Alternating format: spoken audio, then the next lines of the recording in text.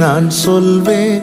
இயேசுவின் அன்பை ருசித்தேன் தினமும் பல சூழ்நிலையில் மாறாத அன்பு. எப்படி சொல்வேன்? இயேசுவின் அன்பை ருசித்தேன் தினமும் பல சூழ்நிலையில் மாறாத அன்பு.